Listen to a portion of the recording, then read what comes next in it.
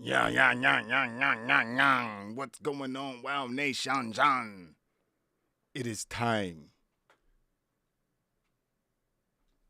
Time for the Blunt Ratings. If this is your first time tuning in, this is how the Blunt Ratings work. We take each show and break them down into 5 categories: matches, promos and backstage segments, storytelling, commentary, and the crowd. For each category, each show can get up to 5 blunts. The average score of those 5 categories stands as the official Blunt Rating. Those are the rules. Now let's get right into tonight's edition of the Blunt Ratings. We want the smoke, we want the smoke. Talk to him. We want the smoke, we want the smoke. Come on, Charlie.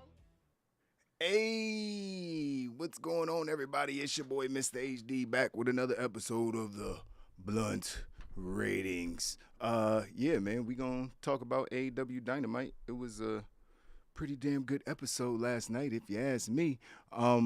And yeah, we're gonna talk about it. It wasn't the greatest episode. I don't think it was as good as last week or whatever, but it was still a fire episode, nonetheless. So let's talk about promos, backstage segments. That's the first segment we always do. Kid, get money. What's going, Alexa? No. Stop it, asking me random questions in the middle of my show. Damn it. Kid, get money. What's going on? Gruss, what's going on? Wild Nation gang. Sorry about being late, man. As you know, life is hectic. Trying to do live shows at the same time every week is crazy for me right now. But yeah, we here. So let's talk about this show real quick because I gotta get up out of here. So promos and backstage segments, man. Obviously, the show started off, well, not obviously, but the show did start off with CM Punk, Chick Magnet Punk coming out. Dave Favors, what's going on, man? I was live in the building last night. It was a fun time. Was it? That's what's up, man. I'm glad you got to go to the show live. Where was it? Where was it at last night? I mean, what city you in? So yeah, CM Punk came out. He was talking shit to MJF. He kind of put MJF over, you know. First of all, he came out acting like he was going to turn heel, saying, I'm straight edge and I'm better than you, you know, back his old WWE straight edge promos. And, you know, he kind of said, that sounds familiar, doesn't it? Basically saying that, yeah, MJF stole his whole shtick. He stole his whole shit. Oh, yeah, Nashville. They was in Nashville, you're right. So yeah, he said he stole his whole shtick. So they was kind of, you know, he was kind of taking shots at him. Then he put up a picture of MJF with him at an autograph signing. MJF as a little kid, basically saying, you know, you've been a fan of mine for a long time, player. I've influenced not just, you know, a bunch of dudes in the back, you know what I mean, but you know, you as well. He was talking about dudes who sit like him, dudes who get tatted like him, dudes who dress, who act like he's basically like, yeah, it's mad CM Punk influence in the back right now. And he's not wrong at all. He's the 1,000% right. I think he was the first of his kind in WWE, especially on that stage in that promotion. So, you know, that's why we all gravitated towards him. That's why I have the Space Boy tattoo, and that's why, you know what I mean. He was the first rebel. You know what I mean, that type of rebel. I'm not talking about like fucking Lex Luger rebel. I'm gonna switch companies. I'm talking about rebel. I'm gonna stay here and I'm gonna talk shit and try to make some changes. You know what I mean? Even though he was stopped at every turn. But MJF came out at one point because CM Punk said he had, you know, he has an idea for the third match. And he came out, he pulled out the chain and said, yeah, I'm gonna do a dog collar match. So we remember the last dog collar match involved Brody Lee. Had Cody Rhodes in it, who's no longer with AEW. Brody Lee obviously passed away. Rest in peace. So this is going to be fire. CM Punk and MJF in the dog collar, like they're strapped to each other. I mean, Wardlow's got to he's got to officially turn at Revolution, right? Are they going to keep dragging this out? I feel like he might get involved. Sean Spears might try to interfere. Wardlow might stop him or something. But either way, they stuck to each other. So I don't, you know. It's going to be a brutal match, so I'm looking forward to that. We had the Jurassic Express promo, Christian talking shit. You know, he seems like the leader of that tag team, even though he just got there. But, you know, he's a veteran, so I get it. Then we had Daniel Bryan come out.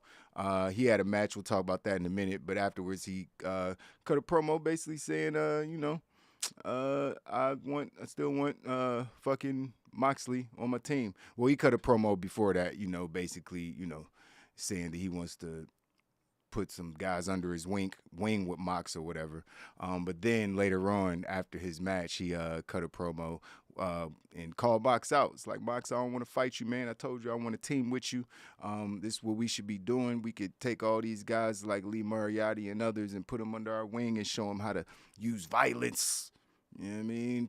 To get to the top of AEW. And yeah, I love all of this. I ain't gonna even lie. We'll talk about it in storytelling in a minute, but I love all this shit. Moxley came out and Moxley did exactly what I thought Moxley would do. Like, I be predicted. That's why I wish sometimes I did watch-alongs for these live shows, the weekly shows, because like it's so easy. Like, I be predicting what they're about to say verbatim half the time. It was like, he's clearly gonna be like, no, we could be a team after we fight. Like, that's just. It's just John Moxley. He's not going to be, all right, fuck it. Just skip the fight. Like, it was like, nah, it's exactly what he did. He's like, you might be asking me to join with you so I don't beat your ass. You know what I mean? Even though, and he went back to way back before when they was both indie wrestlers, he said, I've never beat Daniel Bryan in any match ever. You know what I mean? And Daniel was like, yeah, you're right. That's an accurate statement. You have never beaten me. And that's including WWE, obviously. I don't know if that includes tag matches, because I'm pretty sure the Shield beat Kane and Daniel Bryan and a third person at one time, or maybe the Babyfaces went over at that time. I can't remember. But maybe the Babyfaces did go over, but I don't remember. I'm sure he won some match he was involved in, but not one-on-one is what he meant, I'm sure.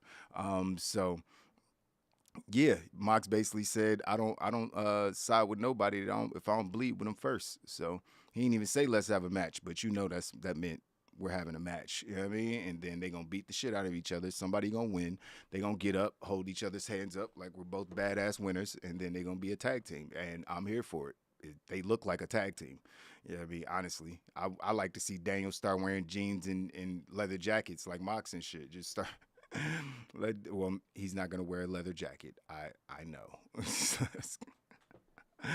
I know. I get it. Get him a pleather jacket. You know what I mean? He'll be fine. You know what I mean? I said I thought they were gonna cut their hands open and become blood brothers. Facts. You know what I mean? They should have just took a knife out. Shake. We gotta shake hands. Nah, but I knew what he meant, man. I knew he was gonna pull out we gonna fight first. And then, because pay-per-view coming up. Like, they can't start this storyline a few weeks before the pay-per-view. They got to start it after the pay-per-view. So it makes way more sense, because you're not doing this to build to nothing. You know what I mean? It's like it's building towards a match. And that's a match we all want to see. Sorry, guys. Thought my phone was on silent. Yeah, so that promo was fire. Daniel Bryan killed it on the mic. So did Moxley in that segment. Max Caster spit some raps. Cool. Britt Baker threatened Mercedes Martinez. Told her she ain't win her match. It was going to be trouble. Word to Bernie Mac. What else we had? Oh, Keith Lee had his first promo or video package, whatever you want to call it. Gruss said, how many factions in AEW? AEW is factions, if you haven't noticed. It's faction wrestling. It's faction warfare. That's if you don't have a team, it's going to be bad for you. CM Punk got Darby and Sting to call now when he has a problem. Like, he clicked up with some people. And that's not even his style. Like, it just is what it is. So and I like it. Gives everybody something to do. You know what I mean? You can't have a bunch of people coming out by themselves in 2 hours. You ain't gonna have many people on TV. So they're doing the right thing. So yeah, Keith Lee cut his first AEW promo. He looks happier. Looks like he's breathing a breath of fresh air. Indeed. I'm loving it. So I'm just excited to see what he's doing. He's doing this Face of the Revolution tournament to get to, Revolution and get his TNT title shot. So I'm looking forward to everything he's doing right now. Hopefully he gets a fair shake in AEW, unlike where he was before. Then we had a fire-ass promo between Adam Hangman Page and Adam Bebe Cole, or Adam Cole Bay, I should say. You know, they went in the ring and they was talking shit to each other. Adam Cole, basically, you know, I went through all the same bullshit you going through here over at the other place. You know what I mean? I'm not going for it no more. I'm not going for it. It's not happening. I'm not playing these games. You know what I mean? They was just talking shit. Heyman's been killing it. Like every feud he's had. I think I already told y'all this a few days ago. Like Heyman Page is highly underrated right now. I feel like his title run is being slept on hard as fuck, and he's had nothing but bangers. Even the last one with Lance Archer was a banger. Daniel Bryan, classics. You know what I mean? He's like, Hangman ain't out here playing. He ain't resting on his laurels. He's a fighting champion. And the irony is he wasn't having any matches before he won the belt.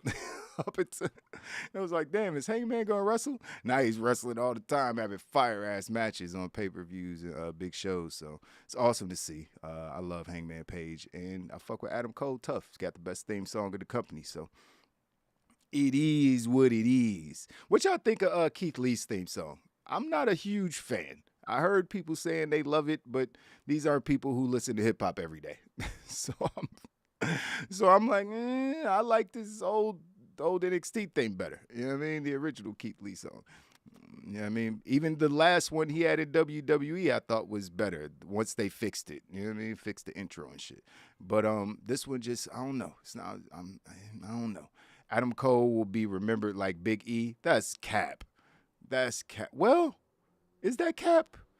Are you doing a Gruss thing right now, or is that a I'll get to that later. I'm gonna save that one because we might have to get to that later. I have to start out. We got to talk about that later. So we had Adam. You know they had that. Oh, but Red Dragon came out when they, you know, at the end of it. Obviously, Cole, you know, gonna call. He's the heel, so he called his goons out. Red Dragon came out, beat the shit out of Hangman. They jumped him. Whatever. You know what I mean? Standard segment for pretty much. Then we saw another segment later on with Adam Cole and Super Click and Red Dragon backstage. It was like the Red Dragon on one side, Super Click on the other side, and they, you know, you can feel the tension, but everybody was trying to play it cool. But we don't really fuck with you. We only here because of him. And same on the other side. And even when they split up, they went their way, and Adam Cole was like, who do I go with? It's like, bruh, ain't nobody going to do nothing. Just go with what you about to do, nigga. That's going to determine who you go with. Oh man, so yeah, that was cool. I like the storytelling there. We had a Malachi Black video package, and we had a Jay White video package. Cool video packages. AEW does them well. Then we had Matt Hardy and Andrade jumping Darby at the end of the show. So yeah, I guess we'll get into what happened before they jumped him, which was what is this? That's what it was. That's what it was.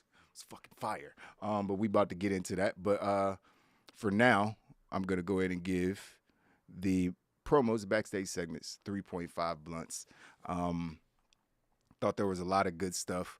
I could have done it without the Cobra Kai, Cobra Commander Kai, Judo Master, being there with Britt Baker. It was just like, the promos were weird because he was like she was staring in the camera. Like, who are you talking to and why are you looking dead in the camera? Like, sometimes, now I get why WWE be like, don't look in the camera.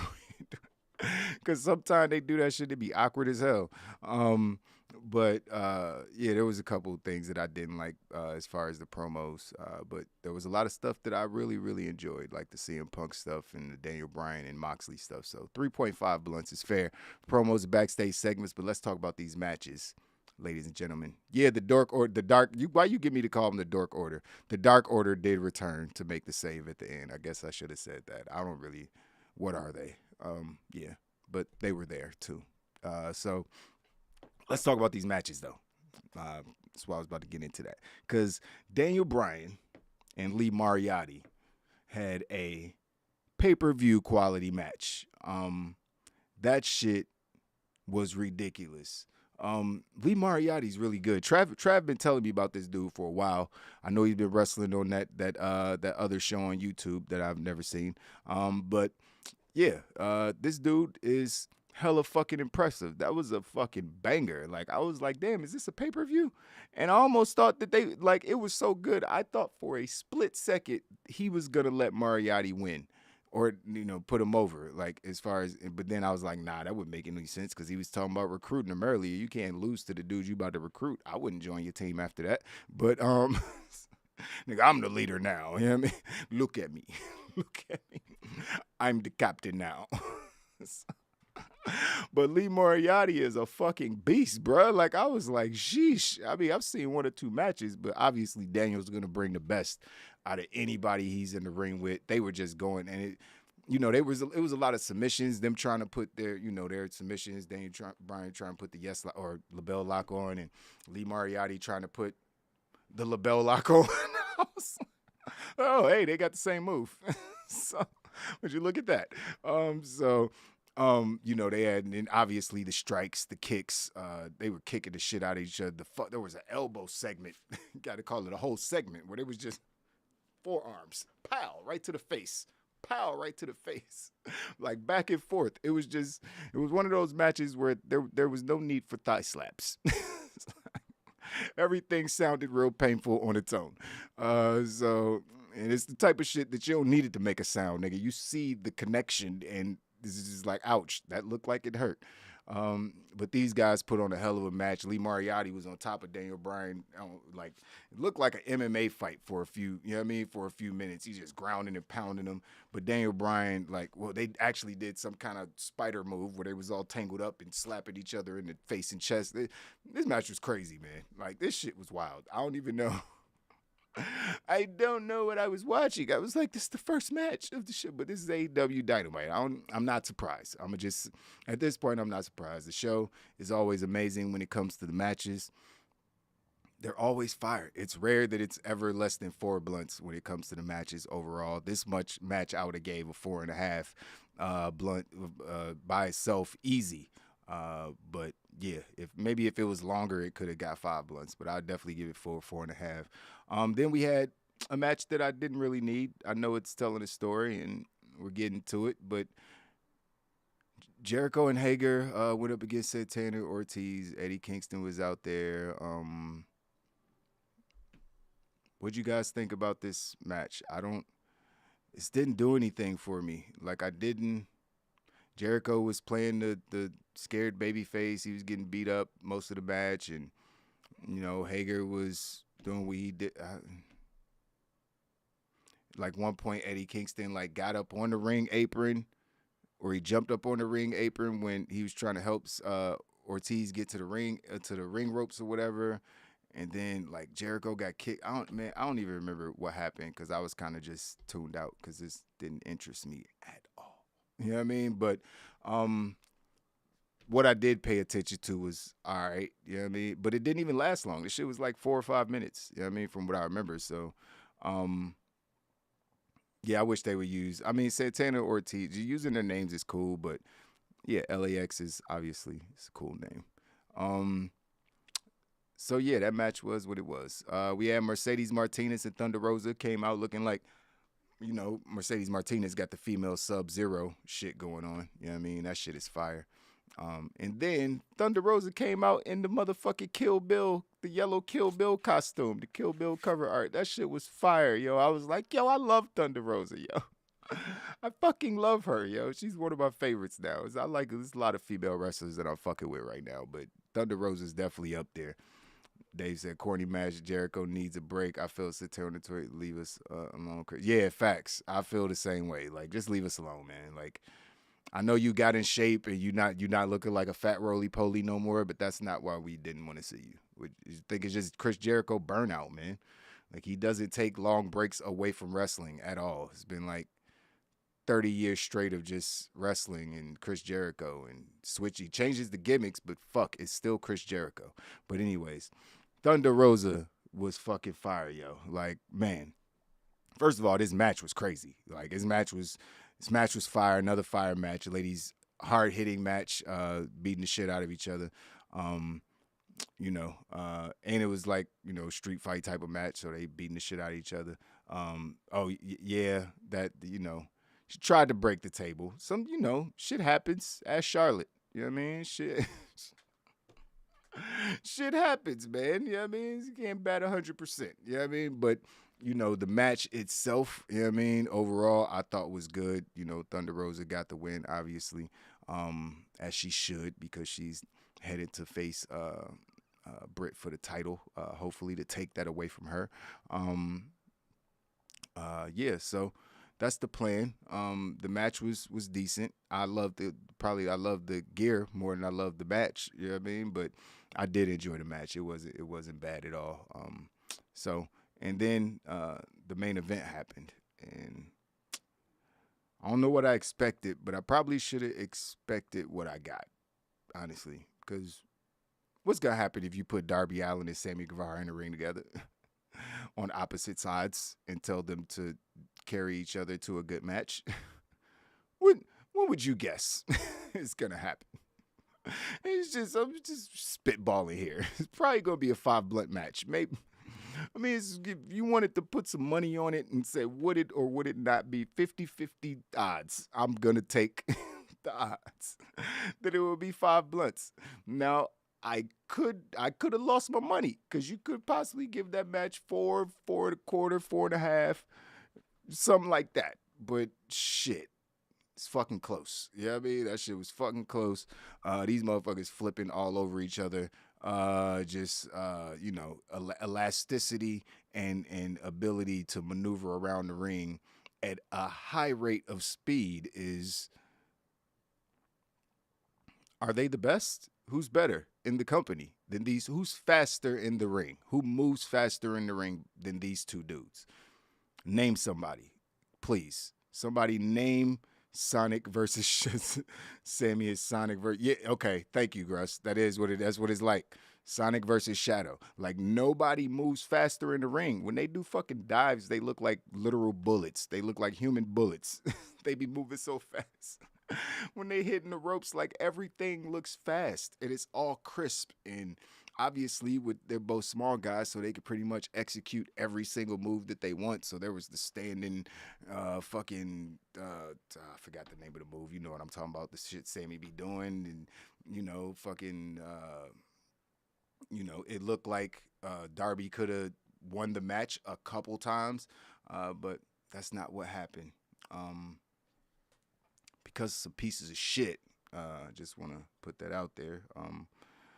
I'm happy that Andrade came out and beat the shit out of Darby and all that, but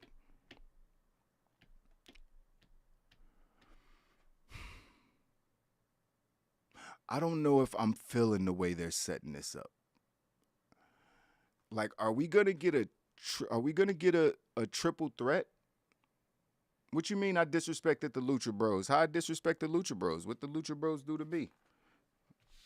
What did I say? I ain't gonna disrespect the Lucha Bros. I would never do that. Oh, you said as far as speed. You right. Okay. You right. So that'd be the third. He's the only one, though. Ain't nobody else. There's nobody else. Like, Rey Fenix would definitely be. I don't even know. I think he's more graceful. I don't even know if he's as fast as they are, though. Like, he's probably right up there. I'm probably capping. He's probably right up there. You know what I mean? He's probably right up there with those guys. Those are definitely the top 3. You know what I mean? Daniel Bryan can move with speed. He just does it because that's not his style. You know what I mean? All the time. Most of the time, that's not his style. So, but yeah, you definitely got to throw Rey Fenix in there. Good shout. Yeah, man. But I'm not sure I'm feeling how they setting up this 3-way, this triple threat. Because then the show went off with Matt Hardy beating down Darby Allin in the middle of the ring. And I was just like, all right, so Sammy got the belts.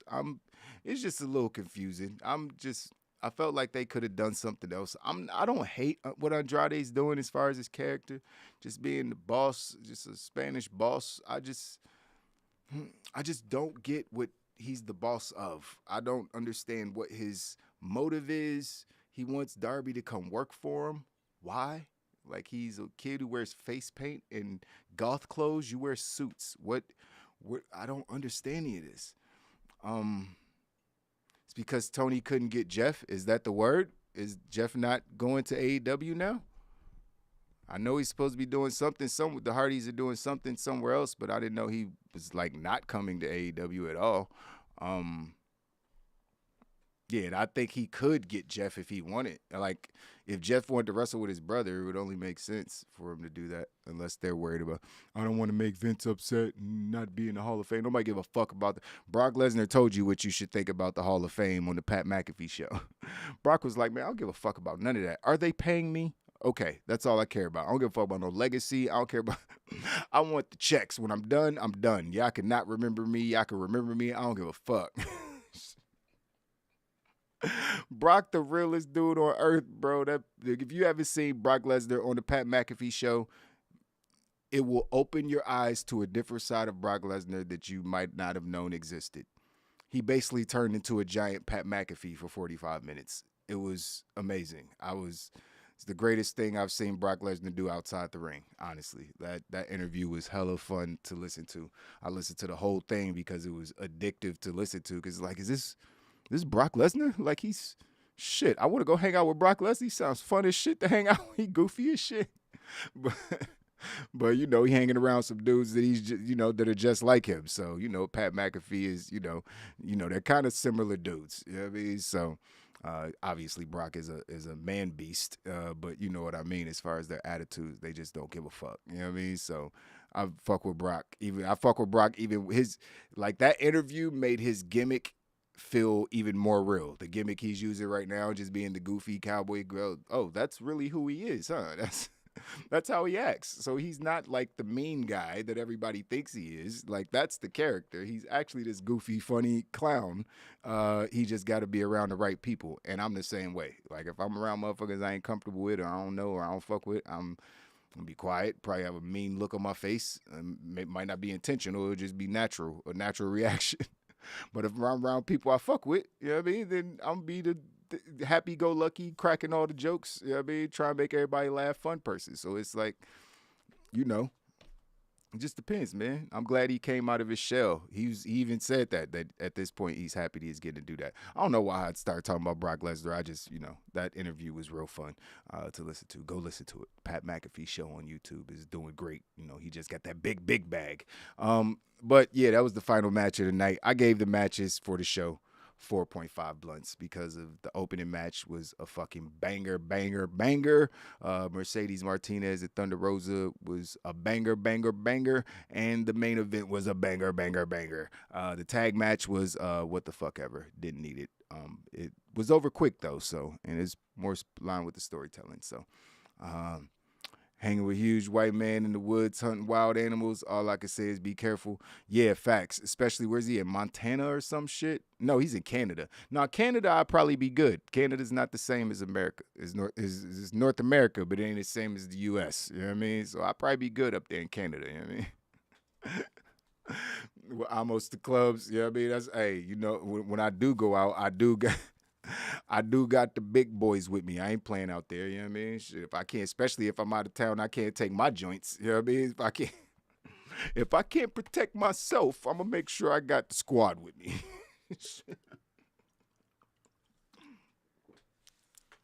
Usually when I'm the one they call, they used to call me, yo, we trying to go out. Like, nah, I ain't going out because y'all want me to fucking fight a nigga if some shit happen. Nope, I'm staying my ass. Y'all do that shit.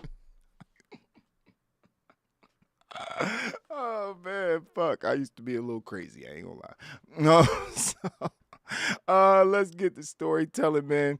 Storytelling was fire. CM Punk and MJF obviously was fire.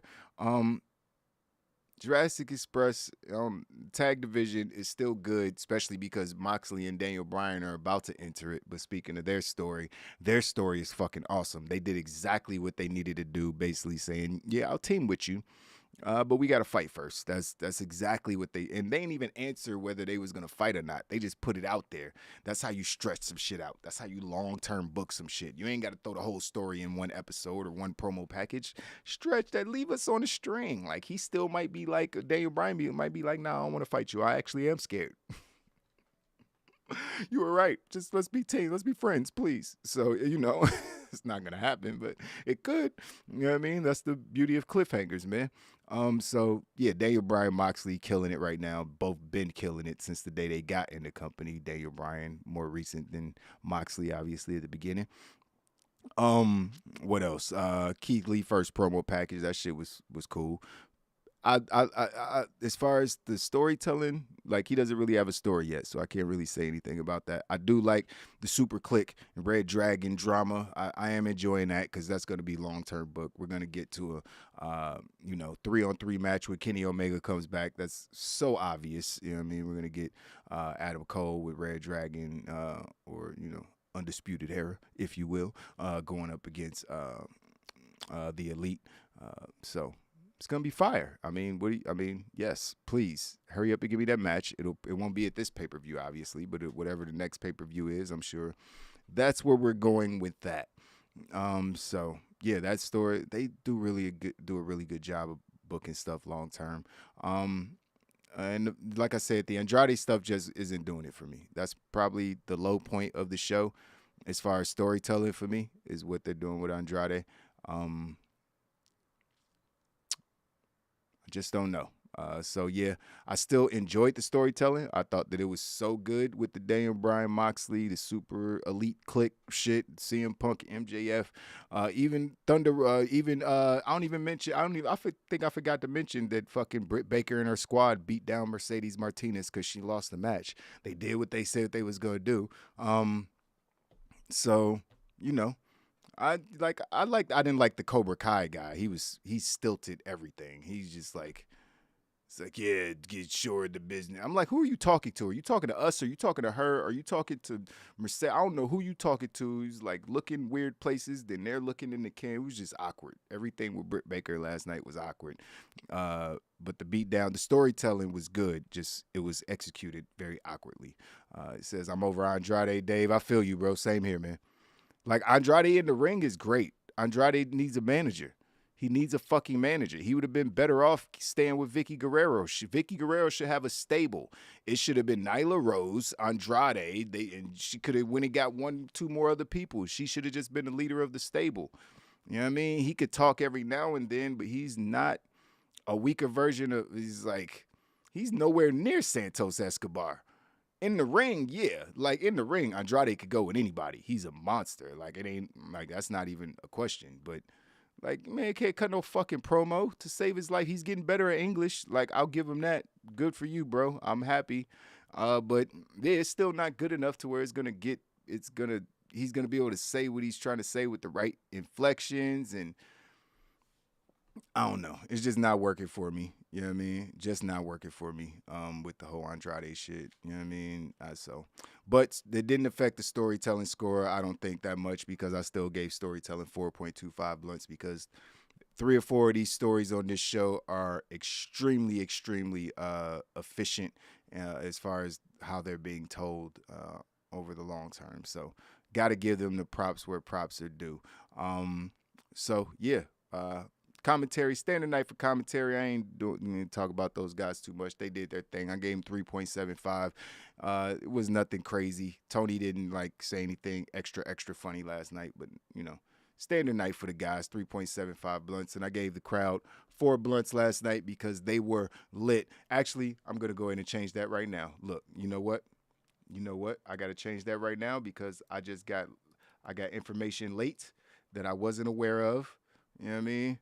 Since there was a member of Wild Nation in the building, that means I am inclined to give the crowd 5 blunts. You know what I mean? Shout out to Dave Favors, you know what I mean, out there holding it down in the building, you know what I mean, last night for Wild Nation, man, you know what I mean, and showing up to the stream today. So the crowd gets 5 blunts, you know what I mean, for Dave and Dave only. You know what I mean? Appreciate you, my guys.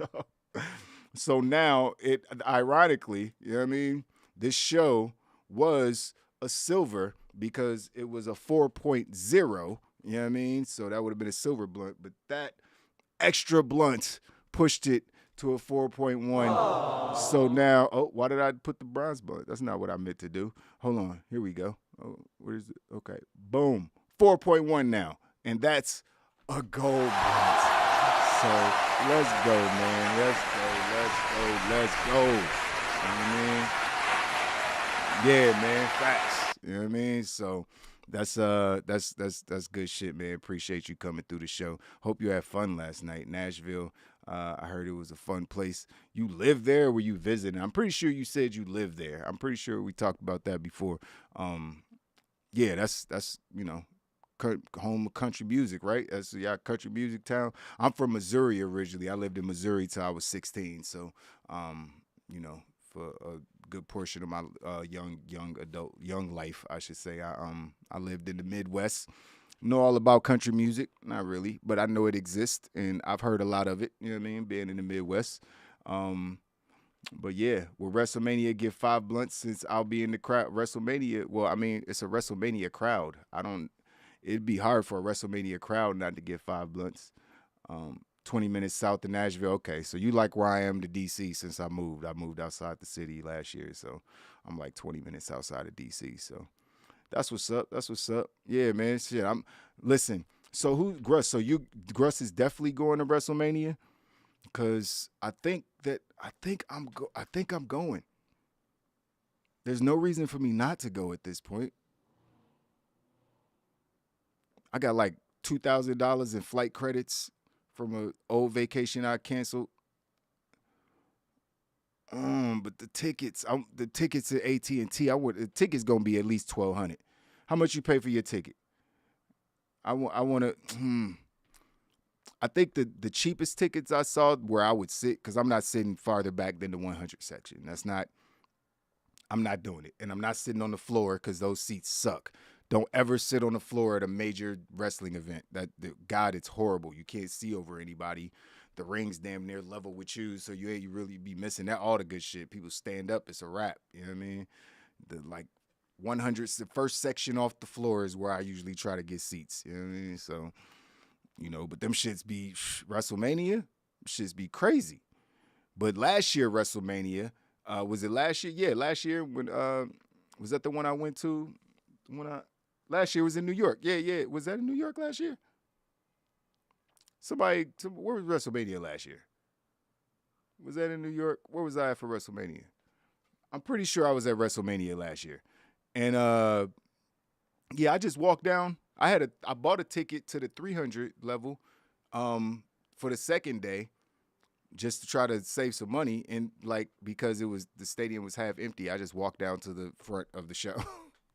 Nobody cared. You know what I mean? I was Tampa. That's where I was. Tampa, and it fucking rained. That's where it was. It fucking rained, man. And I couldn't bring my cameras in. It was raining anyway. Couldn't have done shit anyway. But yeah, Tampa was a good look as far as just being able to walk through. They don't, Florida, they don't be giving a fuck. They don't give a fuck about nothing. Ain't no laws in Florida. Ain't no rules, no laws. Florida's just mayhem. So sit where you want. You fight it out. We ain't coming to help you. They get somebody to take your seat. Yeah, I work it out. Yeah, so and I want to see that stadium, man. I want to see that. I want to see AT&T because it's supposed to be the nicest stadium. Jerry put billions into that joint, so I'm trying to see that shit. So my Austin Theory shirt got wet. Why y'all hate on Austin Theory? Yes, I'm an Austin Theory fan. When he's holding the WWE title, I will be validated. That's all I want to let y'all know. When he's holding the WWE title or the Universal title, whichever one, because he's clearly probably going to get the IC or United States title first.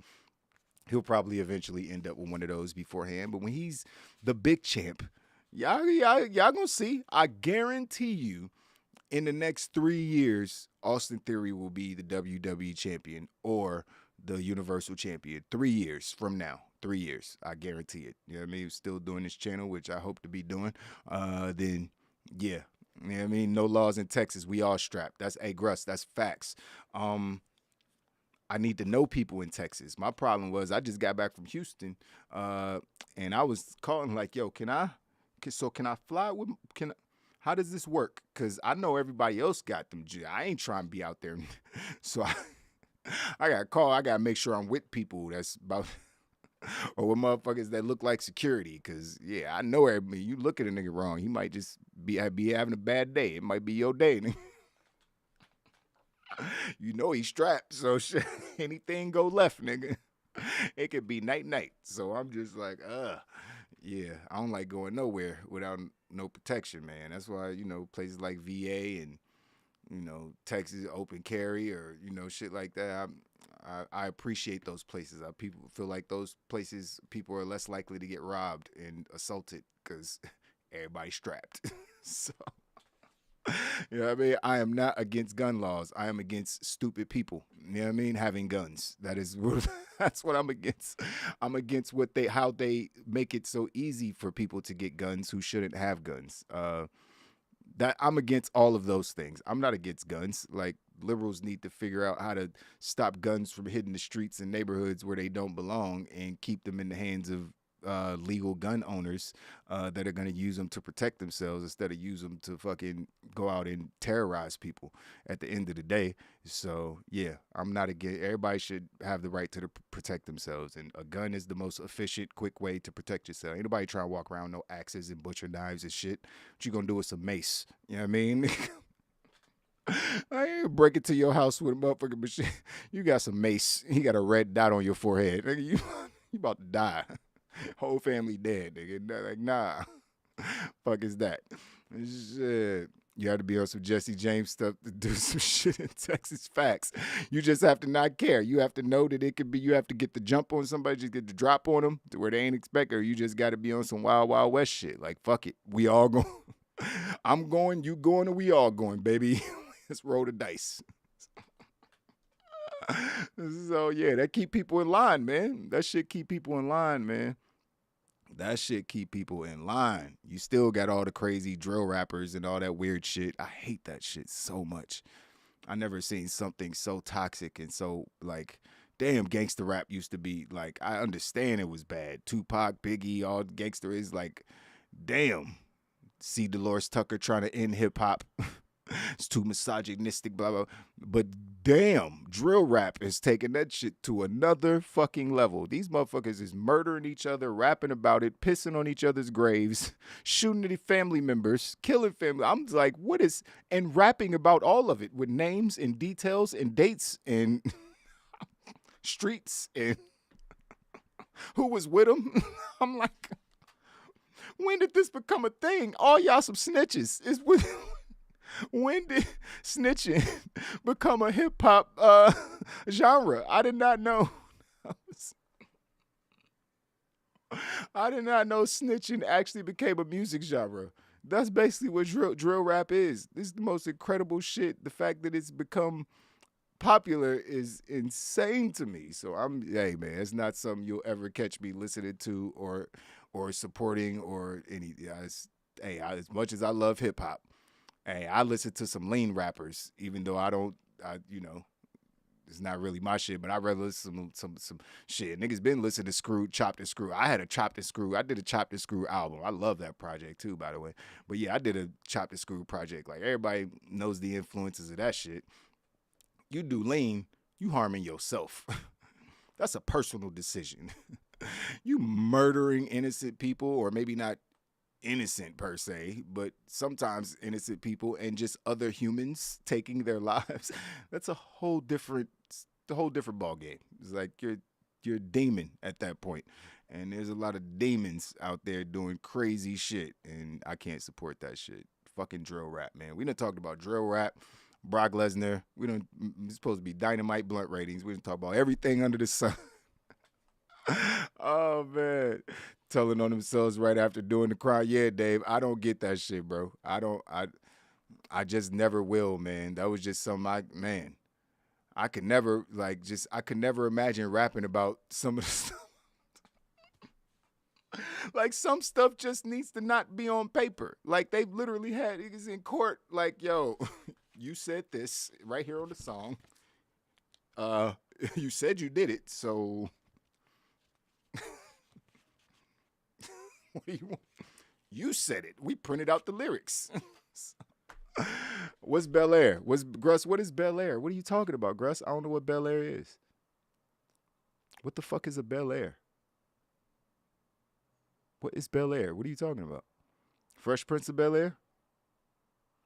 I don't know what Bel Air is, bro. I seen you mention that earlier. I don't know what that is. Is that a wrestling show? Is it a show about wrestling? Because I still haven't watched that other wrestling show, Hills. I still haven't watched that. I'm just try to catch up on it. Binge watch it at some point on Amazon. But Bel Air is on Peacock. Okay. There's a lot of shows on fucking Peacock. What is it about? Why am I going to watch it? Like, I don't know. It's mad shows on right now. Well, actually, it's not. We're getting a little break. I think Moon Knight starts soon. But, yeah, Peacemaker ended today. I'm sad. Kind of ended with a dud. It finished the story, but the first 7 episodes were fucking amazing. And then the last episode was like, all right. They ended the story. It did what it was supposed to do. But there was less jokes and funny moments and shit like that. It's a reimagined version of the Fresh Prince. Is it good? But it's like all American. Mm-hmm. That sounds corny. Is it corny? Is it corny? Fresh Prince with the serious world tone? Nope. Doesn't sound like something I want to watch. If Fresh Prince had a serious world tone. I know y'all remember the whole speech about his dad and shit. They had a bunch of like real life scenarios going on in Fresh Prince. He was a kid who, father left him, mom was, out there, sent him to live with his, because he's getting in trouble, and he lived with a uppity, his high class, middle to upper class family uncle. So, I think there was a lot of real world stuff that went on there. First episode, Carlton gets caught snorting Xanax. What? Wait a minute. What? What? Wait a minute. What? Wait a minute. Is that true? Okay, so now I'm going to watch. If that's true, now I'm going to watch. Now I'm going to watch. Now I'm going to watch. Okay, you sold me. I don't know why I thought it was, Fresh Prince. I just thought it might have been some goofy, cheesy teenager shit. I haven't seen no previews or anything, I don't think. Oh, yeah, I'm definitely good. It's on Peacock? All right, I'm about to watch that shit now. How many is the whole season out? I'm about to find out. I'm about to watch that shit now. Let me get up out of here, y'all. I got to do a bunch of writing. But, yeah, okay. Yeah, this show is lit. Okay, all right, bet. Okay, so I don't know. Fresh Prince just sounding like, what is it called again? Hold on. Bel Air. Okay. All right. Let me go watch this shit. All right, y'all. I'm going to get up out of here. Physics be on tomorrow around noon for the news joint. And I'll be back on Saturday for the SmackDown Blunt ratings. Oh, no. We'll be back before that with the predictions. We got predictions to do tomorrow. So see you guys tomorrow for predictions for Saudi Arabia. And, yes, I will be here on Saturday to watch the pay-per-view with you guys. We will be doing a watch-along. Yeah, get ready for that. Should be fun. Gonna have a fun weekend. Yeah, man. And I'm ready for it. Hope you guys are ready for it too, man. I'll see y'all on the next one. Thanks for the video today. You already know, Dave. Thank you for coming through, my guy. Salute the Wild Nation. You already know what it is. Gang, gang. See y'all on Saturday. Like the video, subscribe to the channel, and hit the notification bell to know when we go live next. Follow us on Twitter and Instagram @WrestlingOnWe, and thanks for watching.